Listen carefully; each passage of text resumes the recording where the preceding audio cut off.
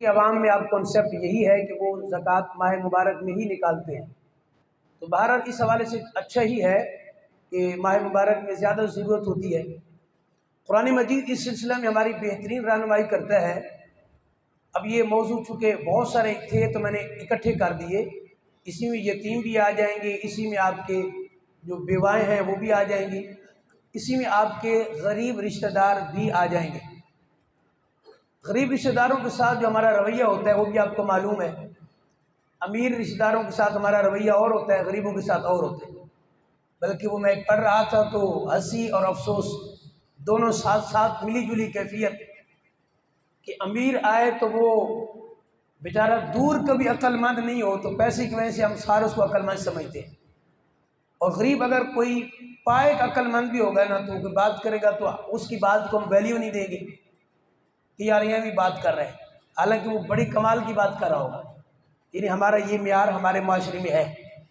حضرت نوح علیہ السلام کے سامنے یہ معاملہ آیا تھا، اور پھر اللہ کے محبوب کے سامنے بھی غریبوں کے لحاظ سے دونوں میں متفق ایک ہی بات ہے، یہ موجود ہے کہ وما انا بطارد المؤمنین ان انا الا نذیر مبین قالوا لئن لم تنتہ یا نوح لتکونن من المرجومین، اور میں مسلمانوں کو دور کرنے والا نہیں، میں تو نہیں مگر صاف ڈر سنانے والا۔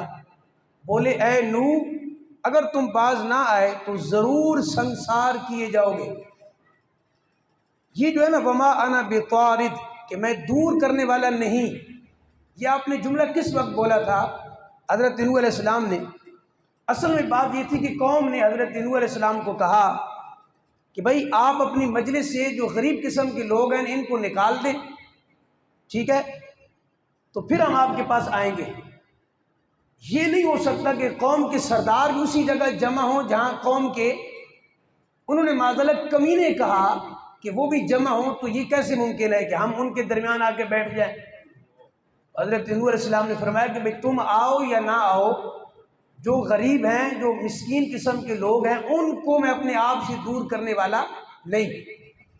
اور سیم یہی معاملہ اللہ کے محبوب کے سامنے بھی پیش ہوا تھا کہ جب آپ نے دعوت دی نا تو جو سردار تھے بڑے بڑے عمراء، انہوں نے کہا جی آپ اپنے غریب جو پاس بیٹھے ہوئے ہیں ہم کیسے آ سکتے ہیں آپ کے پاس؟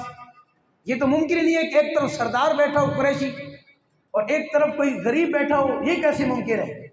تو آپ پہلے غریبوں کو دور کریں اپنے آپ سے، پھر ہم آ کے آپ کی مجلس میں بیٹھیں گے۔ تو آپ کو پتہ ہے کہ حضور نے تو کچھ سوچا تھا صرف اس لیے کہ چلو یہ اسلام قبول کر لیں، لیکن فوراً اللہ نے قرآن کی آیت کو نازل فرما دیا تھا کہ محبوب ان کو اپنے آپ سے آپ نے دور نہیں کرنا جن کی صبح و شام ہی آپ کو دیکھ کے ہوتی ہے، اللہ کا ذکر کر کے ہوتی ہے۔ محبوب وہ آئیں یا نہ آئیں، سرداران قریش وہ بے شک نہیں آتے تو نہ آئے، آپ کو کوئی ضرورت نہیں ہے ان کی، لیکن یہ جو غریب آپ کے پاس بیٹھے ہوئے ہیں جن کا سہارا صرف آپ ہی ہیں، محبوب ان کو اپنے آپ سے دور نہیں کرنا، جو اللہ کا صبح و شام ذکر کرتے ہیں اور جن کا سہارا صرف آپ ہے، جن کی صبح ہوتی ہے تو آپ کو، شام ہوتی ہے تو آپ کو دیکھ کر محبوب آپ اگرچہ اچھا سوچ رہے ہیں کہ چلو یہ تھوڑی دیر اٹھ جائے اور وہ عمراء طبقہ آ جائے، چلو اسلام قبول کر لیں، آپ کی تو نیت اچھی ہے، لیکن رب فرما رہا ہے کہ ان کے اسلام قبول کرنے کی رب کو ضرورت نہیں ہے۔ آپ نے ان پیاروں کو اپنے در سے، اپنی بارگاہ سے، اپنی مجلس سے اٹھانا نہیں ہے۔ اور اسی لیے آپ کو معلوم ہے کہ اللہ کے محبوب صلی اللہ تعالیٰ علیہ وسلم غرباء کے لحاظ سے یہ دعا فرماتے تھے کہ یا اللہ مجھے غریبوں میں رکھ اور غریبوں میں اٹھا۔ اور پھر آپ نے فرمایا کہ غرباء کئی سال پہلے عمراء سے کئی سال پہلے جنت میں جائیں گے۔ آپ ساتھ ساتھ ان کی حوصلہ افزائی بھی کرتے تھے کہ غریب ہونا کوئی جرم نہیں ہے، ہمارے معاشرے میں غریب ہونا جرم سمجھا جاتا ہے، فیملی میں جرم سمجھا جاتا ہے غریب ہونا، حالانکہ کوئی جرم نہیں ہے۔ اگر غریب وہ ایک کھانا اپنے سامنے رکھ کے کھاتا ہے اور امیر 10 کھانے رکھ کے سامنے کھاتا ہے، اور غریب کی کمائی حلال کی ہے اور امیر کی کمائی حرام کی ہے، تو پھر وہ غریب تو کئی درجے افضل والا ہے۔ تو یہ بات توجہ طلب ہے۔ اس سلسلہ کے اندر رسول اللہ صلی اللہ تعالیٰ علیہ وآلہ وسلم کی بہت ساری احادیث موجود ہیں جس میں اللہ کے محبوب صلی اللہ تعالیٰ علیہ وسلم نے غرباء کے لحاظ سے بہت زیادہ ان کی فضیلت کو بیان فرمایا۔ حضرت ابو ذر سے روایت ہے، اللہ کے محبوب نے فرمایا یہ غلام تمہارے بھائی اور خادم ہے، اللہ نے تمہارے محتاج کر دیا ہے، تو جس شخص کے محتاج اس کا بھائی ہو اسے وہ چیز کھلائے جسے خود کھاتا ہو، اور فرمایا کہ وہ چیز، وہ لباس پہنائے جو خود پہنتا ہو۔ یہ اللہ کے محبوب کا انداز غرباء کے حوالے سے، یہ نہیں کہ وہ کسی کوئی اور کیٹیگری کے لوگ ہیں، وہ کسی اور معاشرے کے لوگ ہیں، ان کی کمیونٹی کوئی اور ہے، کہا نہیں، جب انہوں نے کلمہ پڑھ لیا ہے تو بعض اوقات وہ غریب امیر سے کئی درجہ افضل ہو جاتا ہے۔ اور اصحاب میں صرف دو ہی اصحاب تھے جو بہت مشہور ہے نا، حضرت عثمان غنی رضی اللہ تعالیٰ عنہ، حضرت عبد الرحمن بن عوف رضی اللہ تعالیٰ عنہ، بس اس کے علاوہ اصحاب کی جماعت میں آپ کو کوئی بھی صحابی وہ جو عمراء کی کیٹیگری ہے اس میں نظر نہیں آئے گا، صرف دو صحابی نیچے ہوں گے، لیکن اکثریت جو صحابہ کی ہے وہ تھے کہ صبح کا ہوتا تھا تو شام کو نہیں ہوتا تھا۔ اصحاب صفا آپ دیکھیں ذرا، اصحاب صفا ان کے پاس تو کچھ بھی نہیں ہوتا تھا، بس چبوترے پہ بیٹھے رہنا، حضور کا فیض حاصل کرنا، آپ سے علوم حاصل کرنا، یہ ان کا کام تھا۔ لیکن وہ اصحاب صفا تھے۔ یہ بات میں اس لیے عرض کر رہا ہوں کہ غریب اپنے آپ کو احساس کمتری، یہ والا معاملہ کبھی نہیں کہ احساس کمتری میں شمار ہو جائیں یا کوئی ایسے معاملات ہو جائیں، فرمایا نہیں، فرمایا یہ جو چبوترا پہ بیٹھے ہیں جن کے پاس اچھا لباس بھی نہیں ہے، لیکن فرمایا بے شک ان کے پاس اچھا لباس نہ ہو، لیکن اصحاب صفا وہ اصحاب ہیں جن کی شان میں کئی مرتبہ جبریل آسمان سے آیات لے کے اترے ہیں، اصحاب صفا۔ تو لہذا پہلی بات تو غرباء کے حوالے سے یہ ہے، پوائنٹ نمبر 1، غریب خود کبھی بھی احساس کمتری کا شکار نہ ہو۔ اس سلسلہ میں ایک روایت موجود ہے بڑی خوبصورت کہ جب بھی آپ احساس کمتری کا شکار ہونے لگے تو فوراً اس طرف دھیان کرنا کہ حضور نے فرمایا کہ جس کے پاس جتنی زیادہ نعمتیں ہوں گی نا، اس سے قیامت میں سوال بھی اتنی زیادہ ہوں گے، اور جس کے پاس جتنے کم وسائل ہیں، جتنی کم نعمتیں، اس سے سوال بھی کل قیامت میں اتنی ہی کم ہوں گے۔ اور پھر حضور نے فرمایا جس سے زیادہ سوال ہوں گے، جتنے سوال زیادہ ہوتے جائیں گے بندہ پھنستا چلا جائے گا۔ تو یہ تو غریب کبھی بھی احساس کمتری کا شکار نہ ہو۔ اور میں تو یہ بارہا کہتا ہوں کہ جس نے اللہ کے محبوب کا کلمہ پڑھا ہوا ہے، جو حضور کا غلام ہے، وہ غریب ہوتا ہی نہیں ہے، وہ غریب ہوتا ہی نہیں ہے، اس لیے کہ ایمان کی جو پاور ہے وہ اتنی زیادہ ہے، ایمان کی طاقت اتنی زیادہ ہے کہ روایت کے اندر موجود ہے کہ ایک طرف ساری دنیا اور اس میں جو کچھ بھی ہے اگر ایک پلڑے میں رکھا جائے، اور ایک کلمہ شہادت کی جو پرچی ہے نا وہ ایک پلڑے میں رکھ دی جائے، تو دنیا اور ما فیہا جس پلڑے میں ہوگی وہ نیچے ہوگا، اور جس میں کلمہ شہادت کی پرچی ہے وہ اوپر پلڑا ہو جائے گا، انشاءاللہ وہ وزنی ہو جائے گا، بھاری ہو جائے گا۔ یعنی بات تو یہ ہے۔ اب یہ قیامت کے حوالے سے الٹا حساب ہے، یہ بھی توجہ کیجئے گا، قیامت میں جو بھاری ہوگا نا پلڑا وہ اوپر جائے گا، اور جو ہلکا ہوگا وہ نیچے آئے گا۔ دنیا میں کیا ہوتا ہے، جو بھاری پلڑا ہوتا ہے وہ نیچے آتا ہے، اور جو ہلکا پلڑا ہوتا ہے اوپر جاتا ہے۔ اب میزان کے اوپر جب یہ بات بائی دفعہ بات آگے جو عرض کر رہا ہوں، اب میزان پہ جو اعمال تولے جائیں گے تو جو نیکیوں کا پلڑا وہ بھاری ہوگا لیکن وہ جائے گا اوپر کی طرف۔ یہ ایک یعنی آپ سمجھ لیں کہ ایک ڈفرنس ہے دنیا اور آخرت کے حوالے سے۔ تو غریب کبھی بھی اگر احساسی کمتری، کچھ ایسا ڈپریشن میں، سٹریس میں چلے جاتے ہیں، بعض تو خودکشیاں کر لیتے ہیں خدا کے لیے۔ آپ یہ توجہ کر لیجیے، آپ غریب ضرور ہیں لیکن آپ کے پاس وہ ایمان کی پاور موجود ہے جس پر اگر آپ توجہ کر لیں تو آپ سمجھیں گے کہ دنیا کا امیر بندہ میں ہوں، کہ مجھے اللہ نے اپنے محبوب کا امتی بنا دیا ہے۔ تو لہٰذا یہ دوسرا پوائنٹ ہو گیا۔ تیسرا پوائنٹ جو میں نے عرض کیا کہ ماہ مبارک کے اندر اگر آپ زکوٰۃ نکالتے ہیں، زکوٰۃ نہیں بھی نکالتے، ویسے غرباء کی مدد کرتے ہیں، صدقہ فطر دیا جاتا ہے، تو کوشش کریں کہ عید سے پہلے دیں، کوشش کریں پہلے دوسرے روزے کو دے دیں، تاکہ اگر افطاری کا سحری کا انتظام کرنا ہو تو ان کو پریشانی نہ ہو جو غرباء طبقہ ہے۔ عید کے لیے شاپنگ کرنی ہے، اس طرح کے دیگر معاملات ہیں۔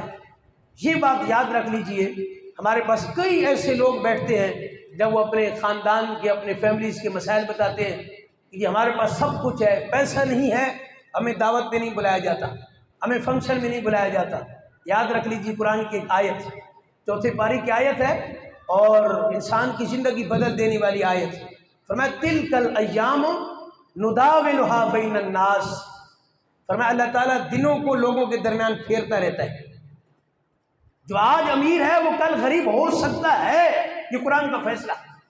اور جو آج غریب ہے وہ کل امیر ہو سکتا ہے. جو آج بظاہر بہت عزت دار ہے، معاشرے کے اندر اس کا مقام، اس کا مرتبہ، وہ آتا ہے تو لوگ کھڑے ہو جاتے ہیں. فرمایا تلک الایام نداولھا بین الناس.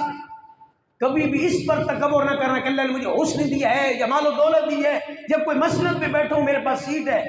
کہا اللہ دنوں کو پھیرتا ہے، کبھی عروج آتا ہے، کبھی زوال آتا ہے، کبھی بہار تو کبھی خزاں. یہ ساتھ ساتھ ہے. کائنات میں ایک ہی ہستی ہے جس پہ کبھی خزاں نہیں آیا. اللہ اکبر. میرے بتانے سے پہلے آپ پہنچ گئے ہوئے ہیں. اس امت میں یعنی لگا لی اس دنیا کے اندر ایک ہی ہستی تھی جس پر عروج عروج رہا، اور زوال کبھی بھی نہیں آیا، بلکہ قریب بھی نہیں آیا، بلکہ زوال کو عزت ملی ہے اس ہستی کی وجہ سے. وہ آمنہ کے لال ہے. باقی سب پہ تلک الایام نداولھا بین الناس، یہ اللہ تعالیٰ کا قانون ہے. قل اللہم مالک الملک تؤتی الملک من تشاء وتنزع الملک ممن تشاء وتعز من تشاء وتذل من تشاء. یہ قرآن کا فیصلہ ہے. لہذا یہ ہم نے کون سے معیار بنا لیے کہ جس کے پاس پیسہ ہے تو وہی عزت والا ہے، وہ آئے گا تو ہم اٹھ کے کھڑے ہو کے شیک ہینڈ کریں گے، ملیں گے، او جناب مرحبا ویلکم. غریب آئے گا تو بیٹھے بیٹھے ہاتھ لمبا کریں گے. کیوں؟ اس نے حضور کا کلمہ نہیں پڑھا، وہ آپ کا رشتہ دار نہیں ہے، وہ آپ کے خاندان میں شامل نہیں ہے. کیا غربت کی وجہ سے آپ نے اس کو اپنے خاندان سے بھی نکال دیا ہوا ہے، اپنی فیملی سے نکال دیے؟